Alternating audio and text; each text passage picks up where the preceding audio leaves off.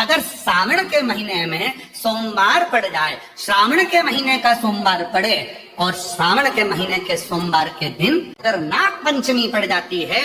और भगवान शंकर को एक कमल आता है श्वेत, एक कमल आता है नीला गुलाबी सा हल्का सा नील वर्ण का, एक कमल हल्का सा नीला जैसा गुलाबी सा दिखता है, वो कमल यदि शिव जी को मात्र एक समर्पित कर दिया जाए, सावन के महीने के सोमवार को पड़ने वाली नाग पंचमी के दिन अगर वो नील निधि के नाम से, हे भोले बाबा आपके जीवन की सारी जितनी निधियां हैं वो नील निधि में समाहित है, और उस नील निधि के भाव से मैं ये कमल दल आपको दे रहा हूँ, और बाबा को समर्पित कर कर वो कमल दल भगवान शंकर के मंदिर से लेकर आ जाओ, जिंदगी में कभी भूखे नहीं रहना पड़ेगा, सारी निधियां तुम्हारे पास में होगी, सारी सिद्धियां तुम्हारे पास। वो नील निधि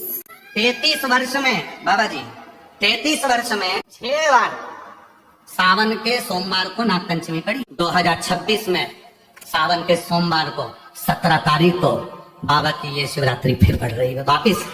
नाग पंचमी पड़ रही है, वापिस नाग पंचमी पड़। सावन के सोमवार पर पड़ने वाली नाग पंचमी को निधि पंचमी कहा जाता है, नील निधि पंचमी। भले वो नाग पंचमी है पर वो इतनी निधि दे देती है, तो उसके लिए स्वयं देवाधिदेव महादेव की कथा करती है, स्कंद पुराण वर्णन करती है, शिव पुराण वर्णन करती है। सावन के महीने में जब सोमवार पड़े, सोमवार के दिन नाग पंचमी पड़े, नाग पंचमी के दिन जो नील पुष्प भगवान शिव को कमल का समर्पित कर देता है और उसी कमल के पुष्प को नील निधि के रूप में लेकर आ जाता है, उसके पास में कभी जिंदगी में ना अष्ट सिद्धि की कमी होती है ना नौ निधि की कमी होती है। उसका वैभव जितने संसार के लोग कर्जे में, भले तुम्हारा बैंक का कर्जा हो, लोन का कर्जा हो, चाहे तुमने दुनिया में कहीं से भी कर्जा ले रखा हो, एक बार अभी 17 अगस्त को पड़ेगी सोमवार को नाग पंचमी, 33 वर्ष में ये 7वीं बार है। और हमने यहाँ तक कहा यदि कमल का पुष्प ना मिले तो एक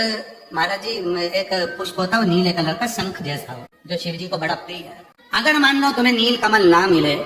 नील कमल प्राप्त ना हो, कहीं सरोवर तालाब में अभी बहुत बारिश हो रही है, कहीं जाना नहीं, नील कमल नहीं मिल रहा है, तो ये नीला पुष्प अगर आपको मिल जाए, एक बार नील निधि के नाम से शिव को समर्पित करना और बाबा को समर्पित कर कर उसी को वापिस लेकर आना। बाबा मेरे घर में अष्ट सिद्धि नव निधि निवास करे, कृपा करना। 1 साल के अंदर